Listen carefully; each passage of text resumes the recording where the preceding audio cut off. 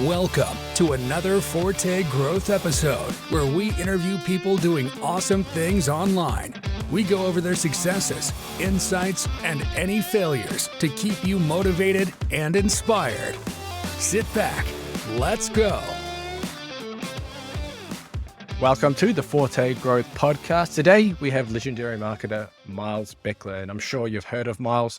He is rather prolific around the internet, covering all sorts of business-related things. I think what he's most influenced my business is around the opt-in into the one-time offer thank you page, and we dive into that and how he's done that. We also go into some, more modern-day things he's doing around lead generation. So publishing a Kindle book purely for lead generation is something we dive into. We also talk about Etsy and how he's crushing it on Etsy. We also dive into copywriting and just a bunch of marketing wisdom and marketing practical tips that you can implement straight into your business. So sit back and enjoy. Welcome to the Forte Growth podcast. Today we have legendary marketer Miles Beckler. Welcome, Miles. James, thanks for having me, man. Happy to be here. Thanks for coming. It's always exciting getting to talk to you. I think just because that's your videos, I kind of based my business off initially with the whole one-time offer after the opt-in kind of thing, and then going down the sales funnel. So that's my bread and butter. I love that stuff now. And I think it's more relevant today than ever with the changes with Google's making and potential changes down the line that could be affecting organic traffic that way and affecting affiliate and ad revenue. But before we dive into some of that stuff, what are you up to nowadays? You've got a lot of stuff going on, but I think you're pulling back a bit based on your videos, spending more time out in the garden. Yeah, got a big garden, big permaculture orchard project, growing a bunch of food. But truth be told, I'm playing that same game, right? So when you realize that crafting a great ad that leads people to a great offer that has some sort of a funnel behind it, which I'm sure we'll kind of unpack that concept more here later. But like, if you just do those things really, really well, you can generate an exorbitant amount of money in a relatively small amount of time, thus freeing up a bunch of time. And, I'm not on a paper chase. I don't need to make tens of millions of dollars per year. So I'm out camping and road tripping and investing in real estate. And I like being outside and enjoying life. Yeah. You're living every entrepreneur's dream that's probably listening to this now in terms of them building their own online businesses. But let's jump down that road. Let's jump down that funnel road. Creating the initial offer. So obviously it's dependent on the niche, but there's similar principles regardless of the niche. So do you want to maybe start there and dive into how does someone go about creating their first offer? And then we can go into the promotion aspect. Yeah. And, my first offer is under the Miles Beckler brand. So for people who don't know, my wife and I collaborated on a brand in the spirituality and meditation niche starting in 2009. And then I started teaching marketing through the Miles Beckler brand in 2016. So I might reference those brands separately, but on the Miles Beckler brand, my first offers were free YouTube videos, right? Like literally, I've learned all of this stuff from building my wife's business from $0 to $1 million. Now, can I actually teach other people to go get results based on what we learned? So I wasn't selling paid products. I wasn't trying to get people to opt in. I was literally just, can I get human beings to click on my video title and my video thumbnail to essentially watch a video? And that is, one part copywriting experiment, but it's another part content marketing and audience growth experiment at the same time. So I did that hundreds and hundreds of times over before ever putting out my first opt-in page. And my first opt-in page was for a lead magnet. It did terribly, 18% conversion rate on that first opt-in page because I was trying to give people something they did not want, which was a free abundance meditation. Today, my best performing opt-in page converts closer to 65% conversion rates when a visitor lands to it. So I've been able to almost like 5x increase the performance by finding the thing that they actually want. How did I know what people want? I made 700 videos on YouTube, and I can just go look through all my YouTube analytics and I can see patterns in the data from all that free activity. And then I go build funnels based on what people seem to already like and want and find for my content. Nice. Did that opt-in percentage change? Because that's a standalone squeeze page, right? Someone will land. Yeah. So what about when it's like in content? Like if you have in content opt-ins and pop-ups and things like that, does it change drastically? Drastically. So in content is terribly difficult to measure unless you're like ninja level with UTMs. I don't actually directly measure many of my in content Pop-ups, on the other hand, between 1% and 5% is a really, really consistent time. If you've got a 2% opt-in rate on a pop-up, then you're getting pretty good conversions there, excuse me. The cool part is when someone lands on your blog from Google, they literally, they're searching for an answer, and then they found you, and then your pop-up gives them the chance to go deeper. So generally speaking, they're a much higher quality lead. And when I'm using the 18% and the 65%, this is direct traffic. So I would speak out a call to action in a YouTube video, I would run a YouTube ad, or I would run a Facebook ad over into those funnels. So I kind of separate my organic marketing and my premium paid marketing a little bit, because they are so drastically different with the conversion rates and what people want when they're finding me through search versus what people want. Because if you think about user behavior on Facebook, like, these people are just wasting time. They're scrolling through a feed of mental bubble gum, and I'm interrupting them with an idea to go improve their life. So the 3%, 1% rate, instead of like on a pop-up, you get 1% to 3% is good on the conversions. That's what you would see on a click-through rate at the Facebook ad level. So we still deal like that 1% to 3% step is still there, but it's just on Facebook itself instead of on the landing page itself. So you're still crushing Facebook ads then? Is that, obviously, I read a lot of stuff that, kind of comes up with Facebook ads. Say Facebook ads are, Facebook ads. Well, you did. They're hard. Things have changed. You don't get the same ROAS and return and all sorts of stuff. So walk me through what's happening there now. Is it still the platform Printing to money. go advertise? Okay, printing money, mate. Still printing money. So have I had to get better at the game? Yes. Do I have to refresh my creative a little bit more often? Yes. Have I added more bump offers and one-click upsells to increase my average order value so I could spend more per customer? Yes. But that's the game of advertising. So it's still my number one platform for ad spend. I'm also spending money on YouTube ads, and I do run Kindle ads to drive people on Amazon over to my Kindle books, and then my Kindle books have calls to action for my funnels. That's kind of like one of the more current things I'm working on, but from a scale perspective and a speed of implementation perspective, I mean, Facebook, you can go spin up a Facebook ad in like 90 seconds, and you have the potential to reach one of 3 billion daily / monthly active users. So that marketplace is just, it's exorbitantly large. Some niches are very expensive. If you're in the make money online niche, it's pretty expensive because you're going up against people who will pay $10, $20 per lead.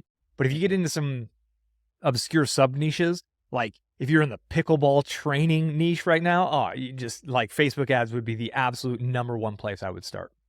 Nice. Are you're not doing Facebook lead advertising? Are you doing correct? So you're doing click straight through to your landing page. Yep, and I set them up as conversion campaigns, right? So it is a click off of the site, but I don't use their cost per click model. I use the cost per customer acquisition model because you get all their machine learning and their AI working for you. And so for all the people who are saying, they're shouting on the street corners that the Facebook ads are dead, go look to see if they're trying to sell you something else, okay? Because anytime somebody's saying, this is dead, by the way, I'm selling you this over here, that's the solution, that's what I would call a marketing gimmick, and it is suspect from the very get-go. So that's kind of like the first thing to pay attention to.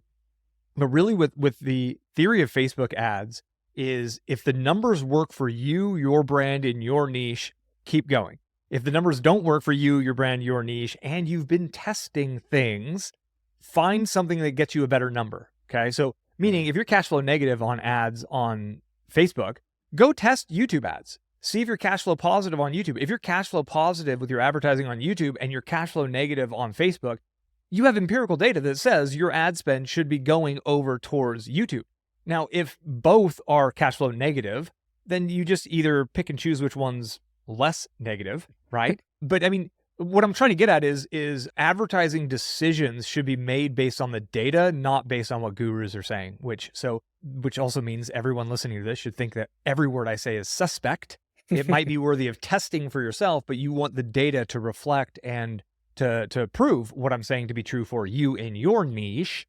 And that's one of the benefits of my wife and my brand. So we're still full speed ahead with her brand, right? Like that is actually the moneymaker in the family. This Miles Beckler brand is doing very well, but it's not as impactful with our main revenue as that is. What works on her brand is different than what works on my brand. So even in our business, having 2 brands in 2 separate niches, I have just so much data that says, and it blows me away sometimes. It is like, this is crushing it for wifey. And I'm like, oh, I'm gonna go do that for me. It's gonna crush it. And I put it out for me and it just flops. And it's just, this is the game. It's a wonderful puzzle and it's a wonderful game to play, because once you get good at this game, cash flow, like serious amount, like 6 figures a month cash flow is possible. 7 figures a month cash flow is possible from this game for people who really figure it out. I love it. And I want to go down the Kindle road soon, because I've been following what you've been doing there. It's very interesting. Cool. But to come back to the opt-in page and that funnel, just for the audience listening. So typically you like to have someone opt in and then they land on your thank you page, but it's not a typical thank you page. You're presenting an offer on that page. You want to maybe just run through your philosophy and what you're doing there? Yeah, so most people, they get someone to opt into their email list for their free lead magnet or for their newsletter, whatever it is. And then on the next page, they display something that says like, go check your email and confirm your subscription. Now, 100% of people who opt in see that page. Then maybe 70% of people actually confirm their subscription. And if you're putting out your first offer for your premium product in email number 2 or number 3, you're probably seeing an open rate of 40% or 30%, which means of your leads, maybe 30, 25, 35% of people are seeing your first offer. And just literally the fact that like 75% of people don't see that offer means your conversions are going to stink when you measure it based on how many leads go through your funnel. Whereas if you hijack that thank you page and you turn it into a one-time offer page, so instead of go confirm your email, the page leads with, request received, your free thing is going to be in your inbox in about 5 minutes. Right now, learn the shortcut to solving your biggest problem. And then it's a sales page. And you make a one-time offer for a really special price on one of your best performing products. 100% of your leads will see this page, and they're going to see it when they're hot prospects. So in that moment, they now have the opportunity to make a decision. The fact that you're getting like 3 to 4 times as many people seeing the page means you're going to make more money. But it's also meeting them when they're in that moment. They just said yes. They are literally the hottest prospect. That's the hottest that prospect is ever going to be. And that's the moment to present them with an offer. We generally see like 1% conversion rates on this, maybe 1.5, maybe 2 on a really good one-time offer. So 98 or 99 out of 100 people say no, but that one person who says yes for that $27 product or that $47 product, that one yes can actually get you what you spent on the ads for all 100 leads. Okay. And so when you're converting enough people with your one-time offer to generate enough revenue to pay for the leads to get that person on your page into your shopping cart, into buying your product, you've created what's called a self-liquidating funnel, which means you put $100 in, you get $100 out within 5 minutes, you go put your $100 back in, you go put your $100 back, and you cycle that same $100 in ad spend, generating 100 leads, 2 customers, 100 leads, 2 customers. And it's just a scalable system from there. Yeah, it's interesting that what I've noticed doing this is it did well when I was selling one-off digital products in a funnel, but I moved to a subscription model. And since then, it hasn't done as well. And I don't know if you've come across that at all. It might just be my average sales page and whatever else in the way it's showing on there. But I don't know if you've done like so the one-time offer on my sales page now is you get the first month for $1 versus $37 a month. But I probably don't advertise that big enough and well enough on the page, but I don't know if you've seen any differences regarding subscriptions versus digital products. Brilliant question. And we have. And so we run a membership program on my wife's business that does really well. And, recurring income is like the holy grail of income, because once you get people saying yes and they get billed every month, the ROI can increase almost to infinity, which is obviously smart and good for business. We generally promote our memberships after customers buy something. So what I would personally do there is I would try to sell a $7, a $17, or a $27 product, a very inexpensive impulse purchase product that's a one-off buy, because so many people got scammed by, here in the States, it's Verizon is one of our mobile carriers who had these contracts, and people got in on their cell phone with these contracts and they wanted to get off, and you have to pay $900. You can't cancel your account. So like most humans got burned by being in some sort of a recurring thing they couldn't get out of. So their defenses are up a little bit more. So to bypass that, we usually sell like a front end product. And then when customers purchase, we have separate follow-up sequences that go out to customers, and we help our customers learn more about our ongoing membership programs where they can kind of get everything that we've ever sold for one low price. And that kind of funnel stacking, right? Stacking the membership funnel after that one-time offer funnel seems to be performing best for us at this point. So you're making that membership upsell, or is that membership completely it's a separate? separate Okay, offer. gotcha. Yeah, it's a separate offer that's presented separately. And the reason I don't do it as an upsell is I don't want people to say yes to an upsell, but not realize it's a monthly recurring fee. Yeah. And then 3 months down the line, they look at their credit card statement and they're like, yo, you charged me 90 something. What are you doing? Right. I don't want to like risk that kind of outcome. So I present it separately, but we do a $1 trial. So ultimately it shows up in an email after, and the act of them becoming a customer puts them on a separate follow-up sequence. And that follow-up sequence is where we sell them more products, more one-off products. And also we promote our membership to them there. Okay. Right. Okay. And that's the concept of sell more to your past customers. So in business, like one challenge is, can I get a lead? Right. Or you can go all the way back to YouTube. Can I get a subscriber or a click to my YouTube videos where I started? But then you really realize that like YouTube's in complete control, and YouTube could shut down the Miles Beckler brand at any moment. Like they have their finger over red button. If I say one of two bad things about what's been happening for the last 3 years, my channel's gone forever. And once you realize that YouTube or Google, if you're blogging, or Twitter, if you're all in on Twitter, once you realize the platform owns your relationship with that subscriber, you realize, oh, I need to get these people on my email list. And then once they're on the email list, that's one of your big conversion points. I need to turn them into a customer. Okay. So getting someone to become a customer once is a big deal. But once they've purchased from you, the odds of them purchasing over and over again go up. So someone who has bought even like a $1 product from you is drastically more likely to buy more things from you in the future than someone who has never purchased from you. So in my business, I separate out the first sale as like a different milestone on the potential journey for my customers. And then once somebody's purchased, now they go see all my stuff. They see my high ticket stuff. They see and for me, my brand high ticket's like $197. Like I don't do $1,000 products or anything like that, but they see my higher ticket products. They also see my recurring products, and they see everything new that I do. So in my mind, I'm kind of thinking, do I have a system to grow my audience? Yes. Do I have a system to grow my email list? Yes. Do I have a system to just generate customers? I don't care if it's I don't care if it's a Kindle customer. I don't care if it's a $7, a $5. I've got a really good offer going right now that's like a $5 offer that we're scaling pretty well.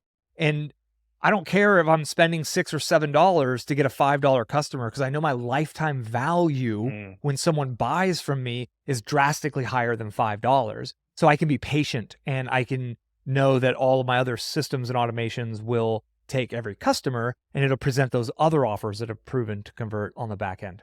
Yeah, I like that. And you mentioned leads there. You also mentioned Kindle, and you've been doing some interesting stuff regarding Kindle, essentially as a lead generation tool, which is actually quite cool. So you want to dive into what you're doing there? I think it's probably, I mean, it's useful for pretty much everyone in every niche if you have the expertise to kind of put something together. Totally, especially if you're doing anything like coaching, consulting, where you're really in the weeds helping people. Having a book is the best business card in the world right now, and it's a way for us marketers to stand out. So in the age of AI, unscrupulous marketers are able to go steal my content very effectively and turn it into blog content to compete with my blog. That might happen. That might go down the path of YouTube at some point as well. And also YouTube has their finger over a big red button that says Miles is out of here and can't communicate with his 200,000 plus subscribers on YouTube. So looking at the game of business through a diversification lens, I want as many different platforms bringing me leads and customers as humanly possible, because that's how I get to keep hanging out in my garden, right? Like that's how I get to maintain my lifestyle with a diverse series of multiple streams of income. So Amazon is a search engine. Most people think Amazon is e-commerce. Most people don't realize that Amazon doesn't actually like own or create most of the products on Amazon. They're independent people called FBA, fulfilled by Amazon, right? They're indie business. They're mom and pop shops all over the world who are selling their stuff on Amazon. So Amazon's actually a search engine, and it's the only search engine where when someone's searching on that, they have their credit card in hand. They're ready to buy something. Not to mention that they built this technology called a Kindle device that many, many people in the Western world, I mean, there's hundreds of millions of those things in the Western world. So they have these devices. And the theory is if someone searches for how to anything in the realm of Miles Beckler brand, right? How to make money online, how to grow a business online, how to run sales funnels. I want to make sure I'm showing up on every platform. So my blog shows up on Google, my videos show up on YouTube, and then now my books show up on Kindle. They're very short books. Like, these aren't long books. I couldn't print them with a spine. They would be more like pamphlets. 8,000 to 15,000 words is kind of the sweet spot. They go in these 1 hour and 2 hour reads categories that Kindle does have. My theory is that, like, no one wants to hear my long story. I hate it when most modern books are full of fluff, right? You go buy a modern book and it is 80% fluff that was added from a ghostwriter. And I'm just looking for that 20% of, like, give me actionable stuff to do. So what I do is I just put up books that are only that 20% of actionable stuff. And when someone's looking for how to start a side hustle online, how to choose a profitable niche is one that I have a book for. And they find my book, they read it in 90 minutes, they know what to do, they execute, bingo. Now they love me. And the cool thing about selling on Amazon is, like, there's so much trust with Amazon. I mean, they bought the Kindle, they have the device. Like, there's no question of, like, is this a scam? Like, no, it's like, is this a shitty book is, like, the question, I guess. And at that point, theoretically, I think they can even return books potentially on Amazon, because Amazon is there to take care of them. But the challenge with Kindle is that that's an Amazon customer. It's not a Miles Beckler customer. So that's where I have to use calls to action inside of the book to help those people get over onto my list, to get them into my ecosystem. But the likelihood of them opting in, buying, going through my funnel, saying yes to my one-time offer goes up after they've read my book. So it's a more valuable pre-frame than a YouTube video, I would say. Yeah, this is why I love doing this podcast, because now you've got my brain. I'm just thinking now, for example, creating Your to-do list is getting longer and longer every minute. Dude, you don't want to see my to-do list, man. This is this is worse now. But now you got me thinking about writing books, because I spend a lot of my time writing anyway, and that's kind of what I really like to do as well, alongside creating informational video stuff. But let's just say I'm going down this road. So I have my membership, subscription base, and it's full of training programs, courses, it's got a private community, all that kind of stuff. So I could potentially create, say, a book that breaks down, for example, boxing, strength and conditioning, full complete guide. That's a book. That's a standalone product.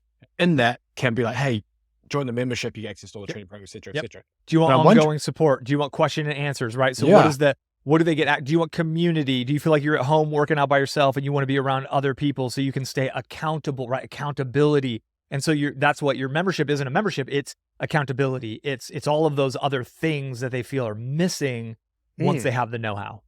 Exactly. And I'm thinking now, like, considering you mentioned about, okay, you're selling that product on the front end and then advertise the membership later. That could be something there. So it could be like a $7 or $17 product after they opt in. Or it could be the Kindle book, but then it's harder to do the one-time offer when it's a Kindle book, because you're trying to send people to Amazon instead of creating your own. Correct. And you would sell it yourself, right? So you can use, like, the exact same file. So you would create, technically, like, an EPUB would go for your Kindle. That's what you upload to Kindle, but you can just export a PDF and you could sell it on your own website. Are you familiar with Matt Fury? Have you ever heard of this dude? Yes, because you told me last time I interviewed you to sign up for his email list. So I did. I've been getting his emails. Oh, you got his book? Have you ever found his books? I didn't go through his book, no, but his sales is pretty intense. He's pretty intense, mate. But, like, this is what I would say you could create, right? And so look at this template he's using, 2 pictures and maybe 50 words about the exercise. And for folks listening, the book is called Combat Conditioning, Functional Exercise for Fitness and Combat Sports. And it's a self-published book that has like 20 workouts, and each workout, I mean, most of the pages are complete white space. There's literally for each workout. It's one exercise every 2 pages. It is. Yeah. And so this one's front bridge. It says 1, 2, 3, 4, 5. I think it's maybe 40 words, and it's a picture. There's the wall chair. None of these are unique or novel ideas, right? These are all things you've heard, like one-arm push-ups. He has 2 pages dedicated to one-arm push-ups. So these are the kinds of things you can create really quickly and efficiently. You need a hook. His hook was combat because he was in the martial arts space as well. But there can be strength training, endurance training. Like if you're into boxing, I mean, I can only imagine that round 6 or round 8 or, like that, the stamina is abso-freaking-lutely everything in that space. So it's like workouts that design for stamina, and you can create these little simple micro products focused on these different outcomes or the different segments of the challenges that your best people are going to deal with. Yeah, solutions, exactly. different solutions. Yeah, because I'm thinking now, like, if it's on the one-time offer page, you wouldn't be using the book as a lead generation tool like you would on Kindle, because obviously on Kindle, you're getting people from Amazon as well to find your stuff. Whereas we're selling it on your own site, it's more of the front end product to get people in the door to buy the rest of your stuff. So if you're sending people or an option to buy on Kindle on Amazon, then you kind of lose, you've already got them opted in. Okay, I take that back. Yeah, Yes. but you don't. Okay. But you don't know when they become a customer, right? And then so that means you can't set up another automation based on a tag that automatically shows them right when they buy. Now they're going to see my membership. So you lose that ability to bridge it. So and I think it's fun to think through actual real world experiences for people. So what I would do, and if you look at my Niche Navigator book, it's based on a 2-hour video class that I made. So what I did is I recorded this video class, and then I sent the video off to my virtual assistant to AI transcribe it, and then it went to a copy editor, and then it went to a proofreader, and then out the door. I actually never read the book once it was out because I didn't need to, because it was based on the video training that I did. So what you can do is the Kindle book can promote the video training that I sell for like $9, right? So it's a very inexpensive video training. So the Kindle book promotes the video training, or if someone opts in through my own opt-in page, I can promote the video training for them as my OTO. And you can even bundle in the PDF. If they buy the video training, they'll get that. And again, I really like, and I think I'm kind of unique in this world, I love ultra low ticket products, $5 products, $9 products. People say yes to this stuff left and right. I'm drinking like a homemade matcha latte right here. This is at least $5 or $6 worth of ingredients in a cup. Like in our current hyperinflated world, $5 is nothing. Like you just drop $5 left and right, right? I think you're in a country that probably has, $2 coins, right? So $5 is literally change in your pocket for some folks in some countries. And when you have products that are that value priced, but yet deliver wonderful results for people, it's such an easy thing for them to say yes to. Again, because my goal is a customer generation system. That's not where I'm getting my profits. I get my profits on the back end from every customer. So I need a system that's just going to take as many people as possible and turn them into customers for me. And then I'll figure out how to get long-term profitable from the customers later. Interesting. So do you think that pricing things low all the time potentially looks to almost devalue your product at face value compared to maybe what else is out there? Someone sees your product for $5, but someone else is selling it for $50. They go, that $50 one must be more comprehensive or something like that. Or does that not bother you at all or have an impact? Doesn't even come into my mind, because all I'm measuring, it's me versus me, right? This whole game is me versus me. So I'm measuring how much does it cost for me to get a new customer? How much do I earn on average for each new customer in that first transaction? And then what's my lifetime value for each customer? And with those three numbers, I know that I'm either cash flow positive within a week, within a month, whatever it is, and I can just keep going. I do have higher ticket products that I offer over time, but it's just that customer generation thing. All I'm looking for is a system that consistently converts 2, 3, 4, 5% of visitors into customers. And when I have that, I don't care what it's priced at, to be perfectly honest, because it's only about being a cash flow positive customer generation system is what I'm after. Nice. And with the Kindle book idea, obviously you're leveraging a large email list. You're having people buy the book for 99 cents. You're getting a lot of reviews. So you're pumping that into a bestseller essentially in the category. That's it, man. Playing the algorithm. Could someone do this then if they don't have the list, or is this something like, okay, you have to have an audience first? Yeah, you got aunties, you got uncles, you got friends, you got cousins, you got ex-girlfriends, right? So when my wife and I launched our first book, so at this point we have, between both brands, I think we got like 12 books in English, and we've translated 5 or 6 of them into Spanish. So we got something like 18 books. We have sold and distributed like 120,000 copies of our books through Amazon, right? So the numbers and the scale that you play at here are noteworthy. But when we launched the very first one, it was literally like I emailed my mom, I emailed my dad, everyone. I just did that hand-to-hand combat with the goal of getting our first 10 5-star reviews. Because when you get your first 10 5-star reviews, if some random person who doesn't know you goes and buys the book and they don't like it, or they're having a bad day, they burn their hand on the stove and they're all pissed off and they want to just go rage against you in the comments, so they're going to leave you a 1-star review. That 1-star review won't kill your book, because with 10 other reviews that were 5-star, a 1-star review is going to knock you down to like 4.8 or 4.6 or something like that. So you still you're protecting yourself from the potential trolls that are out there. And we just have to be honest and acknowledge there's a lot of people out there looking ready to be offended. And like, oh, this book, this is why I'm going to be offended today. Let me go keyboard warrior tell you how bad you are at everything. And it is, so like, that's a part of the game. Therefore, we need to have a defense mechanism built into the strategy. Okay. So get those first 10 5-star reviews and you're in a lot better spot. And hustle it up, man. Aunties, uncles, grandparents, friends, like just hustle it up. Interesting. Yeah. I really like that idea too. But I know you've also been playing around on Etsy, right? Etsy is kind of like a... More than that. I want to say... We're killing it, dude. Okay. You're crushing Etsy. We're actually, just the other week, we were talking about Etsy with a guest as well and the stuff he's doing. But I want to know, what are you doing on Etsy to absolutely crush? Is it digital products, physical products? Physical products, yeah. So physical products. So my wife has a line of physical products. We've been bridging out into art and print on demand stuff. So we found a company called Gelato that will allow us to get prints made, whether it's a calendar, a poster, or artwork on canvas. And we can get these prints made and shipped from like, I think 35 different countries. So if someone in Oz purchases, it's actually printed in Oz and shipped from Oz, right? So it's not a 3-week journey over the ocean with a $75 shipping tag.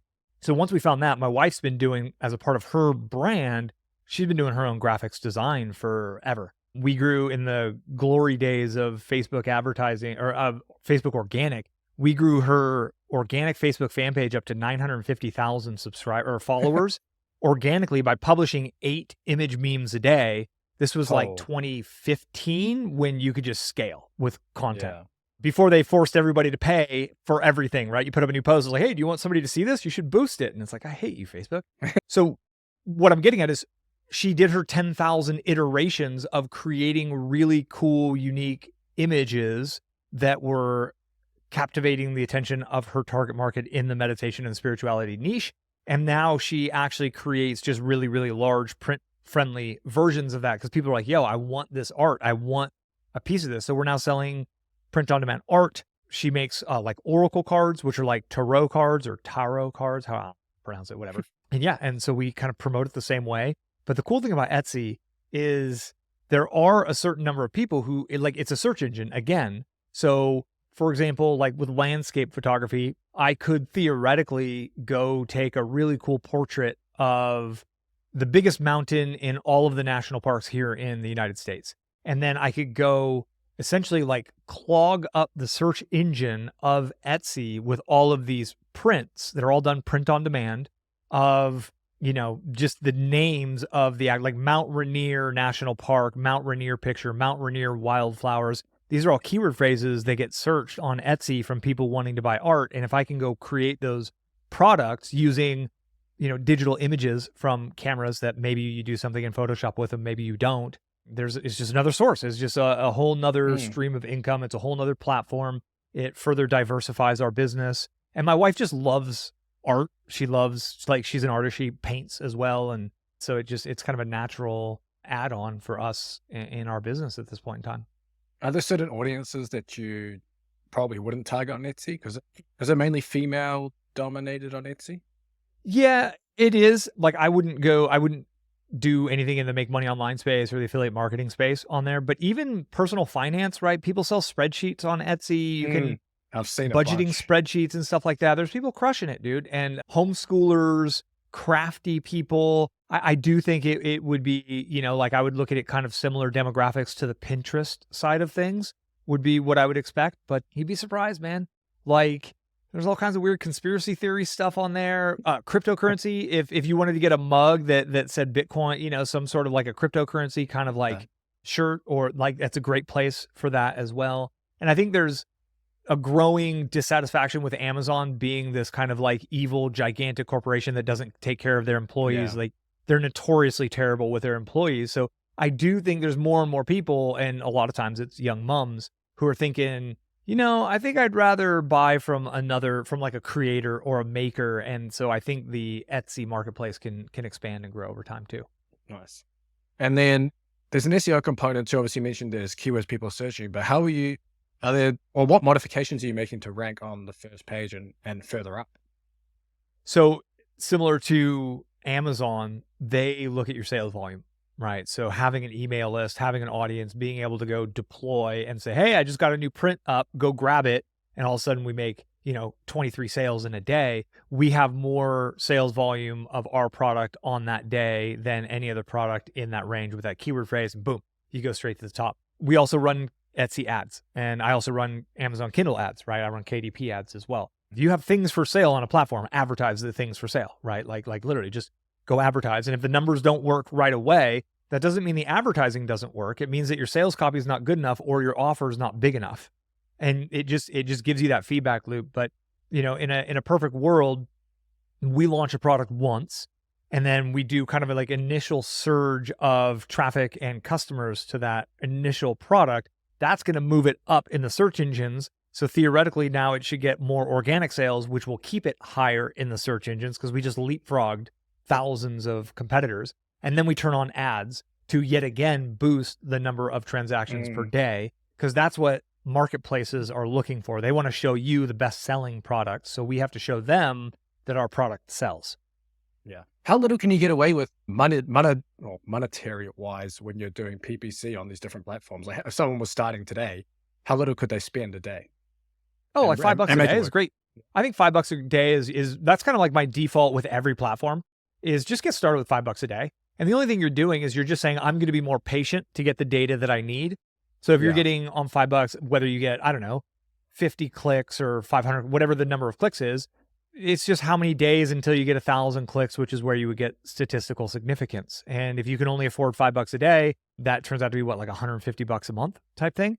And the cool thing is you're just going to get data more quickly, and you're going to see data. And when you start to see data, you can start to test things. When you test things, everything that you do works better because you're making decisions based on the data of what converts and what doesn't. How are you tracking this conversions? Are you using GA4 by any chance, or have you got something else? No.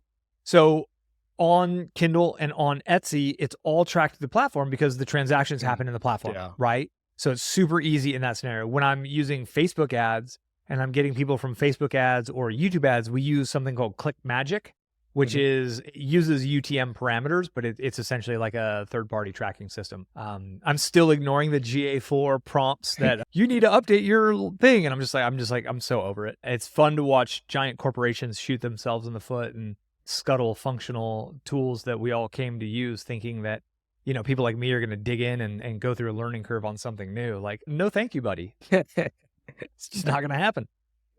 No, fair enough. Yeah, I like the idea of $5 a day, easy way to get started. I mean, worst comes to worst, pretty much getting brand awareness, right? Just people seeing your stuff on and social platforms.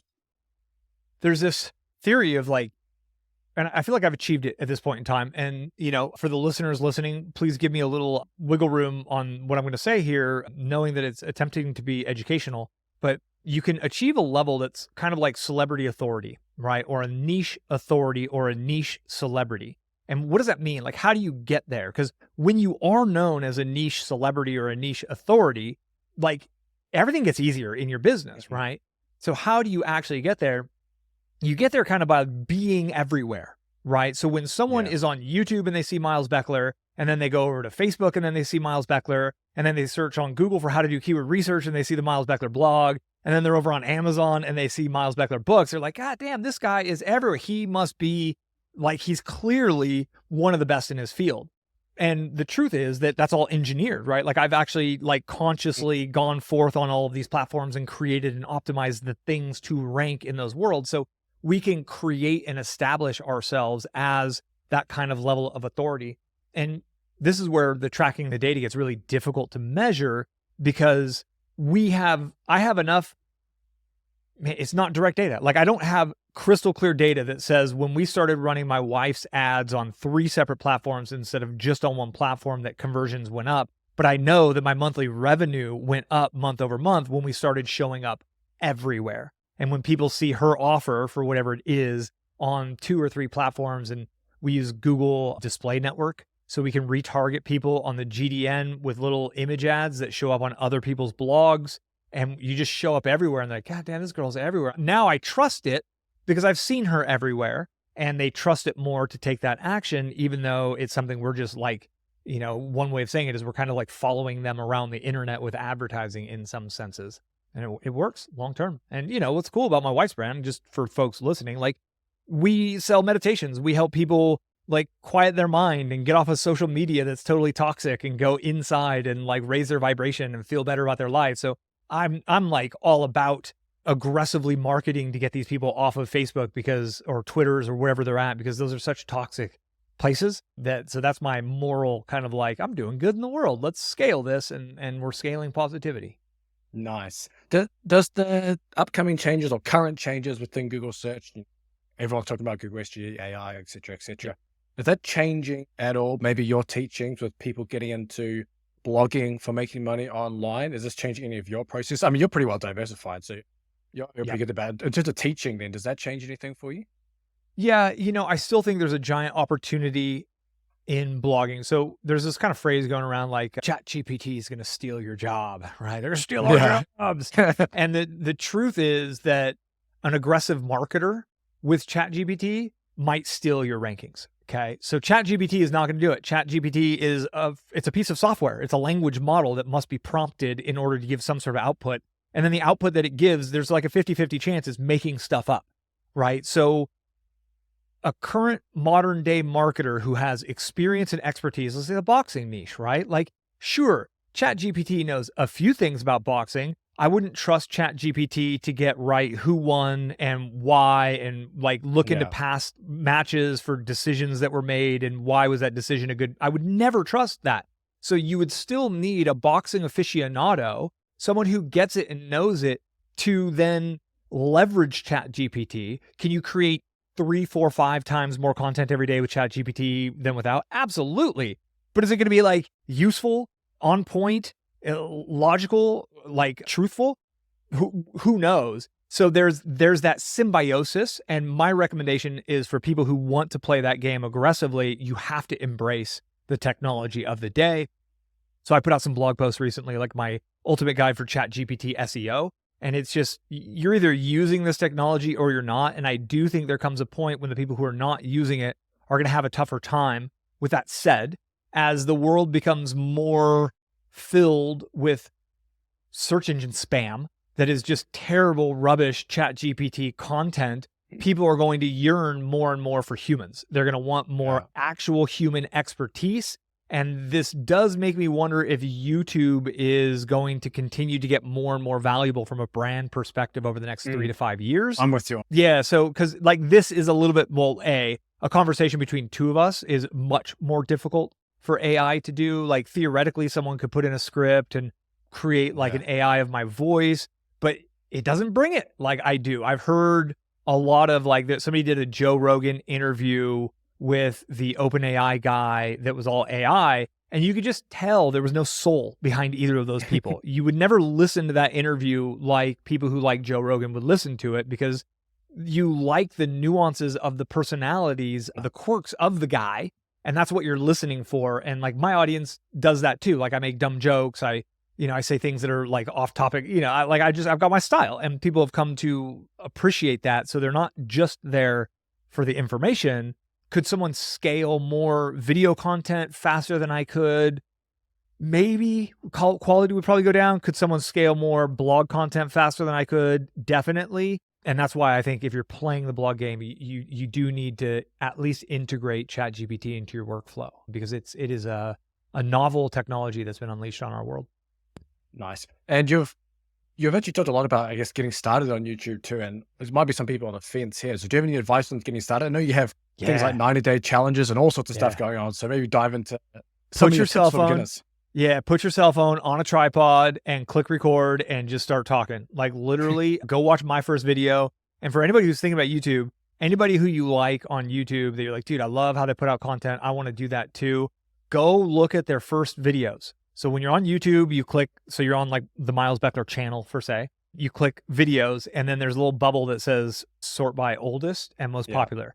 And look at my most popular videos to see what my audience is interested in. But like, go look at my first videos and see how awkward I was. And once you realize that everyone has humble beginnings, that no one was like competent or comfortable on camera when they started, they just kind of like set it up and they're like, okay. So like, I'm doing this new thing that's YouTube and this feels really awkward, but I'm going to stick with it.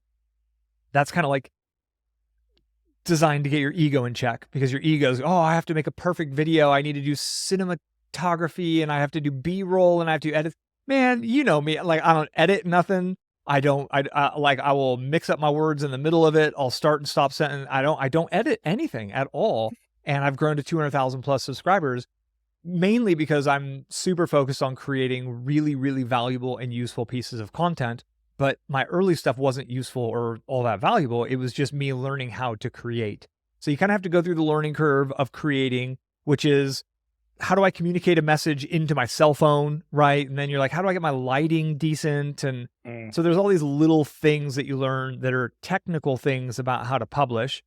Then once you figure those out, it's like, okay, now how do I, hook someone in with the first 30 seconds to get them to watch my video? How do I actually create a video that's like really helpful and efficient? And then that takes, so the first learning curves take you 30, 40, 50 videos. The second learning curves take you 30, 40, 50 videos. So what I don't like sucking at things for long periods of time. So I condense the learning curves down, and I did 90 videos in 90 days. I call it a 90-day challenge, where I published every single day for 90 days. And it got me through those learning curves quickly, because I don't know, have you ever tried surfing, mate? Or have you, like snowboarding? Yep. Snowboarding, I used to do a lot. All right. And when you start snowboarding, like your first day on the lifts, like you're falling nonstop. Your ass hurts, you're wet, you're cold, like you keep falling. But if you get up and do it again and get up and do it again, you'll get better. If you only go snowboarding once a season, you're never going to get good. But if you go move right next door to a ski resort and you go up every single day for 90 days straight, you're going to be flossing, right? You're going to style, you're going to make it look good, like literally. So where you can get to, and it's not that 90 days is the magic. It's the 90 iterations in a very short period of time gets you through the learning curve more quickly. Yeah. I think it's difficult for some too. Like you got to start and you go, I don't want to do these specific topics because I only want to do these when I'm really good and they're going to be really good videos. But you can do them. You can go back and a year later, you can just redo them because people aren't seeing those old videos anyway. You just change the title slightly, same topic. Well, dude, and so I've got some of these behemoths on my channel, 2-3 hour trainings, deep dive. And, like 2 years old, people are like, is this still relevant in the comments? And I'm like, oh my God. Like, so user behavior on YouTube, they want the 2023 version, and then they're going to want the 2024 version. And the way I teach and the way I look at business is I'm all fundamentals, man. Like if I'm teaching boxing, I'm gonna teach the same thing that worked in boxing in the 1920s, in the 1930s, in the 1940s. I'm gonna teach the fundamentals. We're probably gonna start at footwork, right? And we're gonna work our way up from there type thing, and conditioning. And it would be a very boring path, but I would teach people what they need to actually become a boxer. And so I do that. I take that same philosophy with how to do marketing, but it's funny that, user behavior is such that, oh, well, it's 2023 now, what's working now? And that's the reason why I don't need to keep making videos, but that's my opportunity to continue to improve and refine and to continue to meet that next group of the 2023 cohort of marketers and entrepreneurs. Like, what vintage would you say you are, James? Like, when did you make your first dollar online, or when did you start to jump into the game? I started in 2020 when the pandemic came, was when I first really started. Right. So you went in 2020. I was putting up a lot of like premium content that used to be in my membership at that point in time. But now for people who are just getting started today, they need and want that same similar grouping and series of content, but they want to feel like it's today from the here and now. And if I'm not bringing that, that's an open window for the next person. And this is why there's always room at the top in like every niche when people just jump in and start publishing. And yeah, like on a blog, you can just go back and edit a post and re-update the exact same post and show. You can't do that in a video very well. So you just got to keep making that same video over and over. So when you made your first 100 videos, look back through it, look at the ones that were your hits, go make more videos like the ones that did well. It's the same theory we talked about with ads. Look for what works based on the data and go do more of what works, but you can do it organically as well. Nice. We've got about 10 more minutes, but do you want to maybe recommend copywriters for people to follow, maybe read a bit about? Because obviously skilled copywriting, I enjoy. I actually got that course from John Benson when you did the interview with him. Oh, cool. The biggest thing I took from that was using the avatar's words themselves in your copy. He's smart. Dude. Yeah. I know. So I was like, shit, okay, that was 100% worth it. But do you want to maybe just shout out some copywriters you think people, or resources that people should read, follow, whatever it is? Yeah, man. So I'm looking at my book shelf right now. It's one of those things that I think it's important for people to realize that just looking at great sales messages and handwriting them out and analyzing and thinking is really smart. This book called The Advertising Solution. So this is by Craig Simpson and Brian Kurtz. And so what he does in this book, this is one of the very few newer books I talk about, is he looks at 6 legends of copywriting. So Robert Collier has a book called The Robert Collier Letter that I highly recommend. Claude Hopkins has Making Ads Pay, which I have right here, that I highly recommend. This is from the 1960s. Excuse me, this is John Caples. Claude Hopkins, David Ogilvy, Gary Halbert from the 80s, Eugene Schwartz from the 1960s. Eugene Schwartz wrote Breakthrough Advertising, which is another book I have. It's like a $300 book. So this one book, The Advertising Solution, gives you kind of an overview of 6 of the legends of it. What I recommend people do is not buy into the new copywriting ninja stuff. John Benson's one of the very few people who I actually trust, who's kind of a newer marketer. But like all of the, funnel bros that are everywhere with their copywriting secrets book, I avoid at all costs because they're just regurgitating the fundamentals that were established and really truly figured out in the 1920s, 30s, 40s, 50s, and 60s. And when you realize the business that we run selling ebooks, selling one-off products, selling things on our own, like independently creating and selling our products directly to consumers, this industry has been around for hundreds of years and going and learning those fundamentals. For example, so here's a book it's called The Lazy Man's Way to Riches. It was written in like 1973 by a dude in Southern California. He wrote this in his house. $10 book he sold by himself through ads in the newspaper. Okay, just running ads in newspapers. Dude made $32 million selling this thing in the 70s. Holy shit. $32 million selling this. So this is what I study, right? I really dig deep to find, I've read this book twice. It's actually a pretty good book, dude. Like I'm actually, because, you think of The Lazy Man's Way to Riches. I'm like, this is going to be a spammy book. This is scam. Kind of. But, when somebody sells, I think he sold 3.2 million copies of this at $10 a piece from ads he wrote in the newspaper. He was working my business model in the 70s. Dude, $32 million in the 70s, that was like when money, was like backed by something like gold, So that's what I study is like the old offers. And the last thing is like Facebook ads has a tool called the Facebook ads library. So if you just Google Facebook ads library, then you can start to go plug in fan page names and you can go look at the ads that people are running. And I recommend you go study the most well-known people in your niche. And if you don't know who the most well-known people in your niche are, so let's say you're in the dog training niche, go find the USA Dog Training Convention 2023 website. I guarantee you there's one out there, and there's one for everything. If it's fitness professionals, whatever it is, go find the conventions that the speakers are some of those celebrity authorities that we talked about earlier. And then go pull the celebrity authorities and see if they're running ads to anything on Facebook ads. When they are, that's it. That's all you actually want to study, because what you're doing is you're studying the copy that's currently working in the marketplace for your niche. So you're going to understand, a lot of the stuff we talked about or that advertising method book, you're going to learn like, this is a hook, right? What's a hook? Oh, a hook is a big idea that's going to get the user to watch the rest of your video or listen. It's all abstract. But when you're reading in that dog training niche from a dog training expert selling their dog training course, and you see their headline and the first 2 paragraphs, and you're glued to this thing, you're hooked into reading the whole thing, you just got to see those basic ideas in complete action. And that's really one of the keys that to me, I think, is to not just learn copywriting thinking it's something you can learn from a book, because you can't. You got to write copy. And what do you write? Yeah. Well, you just start selling your stuff. Well, I don't know how to sell myself. Well, go find somebody who's selling something similar and go look at what they did and figure out how to make a unique version for yourself of that. So the faster someone can get into actually writing copy, the better. Fully agree there. I've been doing it myself too, and learning and iterating along the way. I can't say I'm good, but it seems good enough so far. So well, are you making any money? Yes.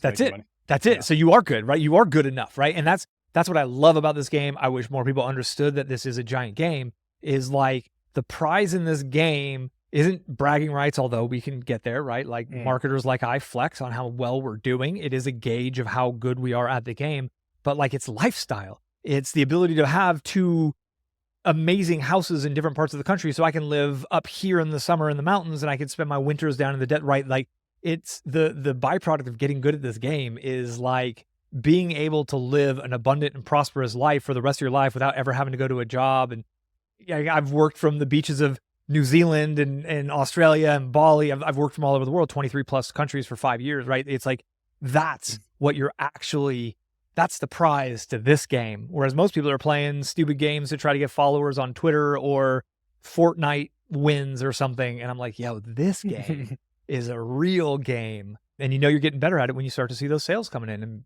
like, I mean, how fun is it when you put up an offer, you put some things together, you launch it, you just sit there and click refresh all day, like anything happened yet? And then all of a sudden a sale comes in, and you're like, holy smokes. I wrote an ebook. I wrote a letter for the ebook. I wrote an ad for the ebook, and I just made money. Like me with my laptop, I literally just manifest money out of the ether of the world. And when you realize that skill is powered by there's this educational teaching component, right? You have to get good at this skill, which is why I did my 90-day challenge in YouTube. But then you have to back it up with that persuasion skill. One other book, Robert Cialdini's Influence book. It's actually a psychology book that was done by an academic who was trying to understand the psychology of sales. It was done in, I think, the 80s. That book's game changer as well. Robert Cialdini's Influence book is definitely on the must read. And when you understand that all we're doing is really simple math, how much did it cost to get a customer? How much did I earn from that customer? Mixed with psychology, right? Like what actually gets people to take action? When you get those 2 things, when you realize that that's the whole game, and when you get those 2 little things working together, my wife and I, we do over $1 million a year, right? Like we do like $100, $120, $150,000 a month. Like it's stupid. Like I say those numbers, like it still blows my mind. Cause I remember a few years ago, I was like, oh, I'm going to make $10,000 a month. Boy, am I going to be something when I make 10 grand a month. And here I am, like well over 10xing that. I'm not working harder. I'm more specifically focused on crafting more better offers that people want and communicating those offers better in a way that get a higher conversion rate. But like, that's it.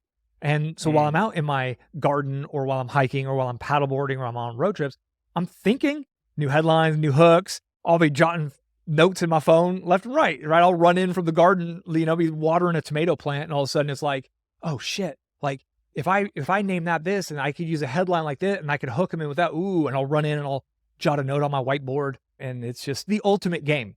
And I think that there's a lot of people in our world who get caught up in the how many YouTube subscribers I have game or how many Instagram followers I have game. And those are vanity metrics. Whereas the real metric that opens up my lifestyle is, how much cash flow is it bringing in? And it's the ultimate metric. Nice. Well, you've filled up my Amazon cart now with a few books, but yes, but this is the perfect way to end the podcast, Miles. So send them to your opt-in page. Where can they find you? I'm the only Miles Beckler in the world. So I'll meet you, the listener, where you're at. So you can search for Miles Beckler. I'm on just about every platform. I do hang out on Twitter. So if you want to chat, say thanks, say what's up, ask a question, Twitter is the place for that. But if you just go to milesbeckler.com on my main homepage, there's a place for you to opt in. But if you're like, man, I want a clear path through this, make money online, I want to build a real business from zero to start to scratch, on milesbeckler.com, there's a link that says start here. And it walks you through my videos. I got like 770 videos now. So there's too many videos to watch. If you go on YouTube, you can just get overwhelmed by the amount of content. So on my blog, I've created an efficient pathway through my content to help you get up to speed and get into motion quickly. And I think that's the best place to start. Perfect. We'll put that in the description too for the listeners. But thanks for coming on, Miles. Appreciate it. Brilliant, mate. I appreciate you.